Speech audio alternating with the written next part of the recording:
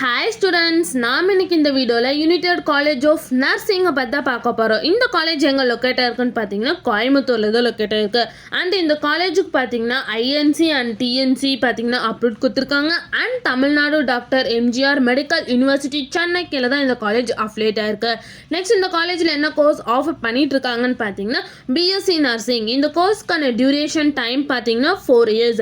And then இந்த கோர்ஸுக்கான eligibility பார்த்தீங்கன்னா 12th board எக்ஸாமில் physics, chemistry, botany and zoology இந்த சப்ஜெக்டில் எல்லாமே நீங்கள் above 45% மார்க் நீங்கள் ஸ்கோர் பண்ணியிருக்கணும்.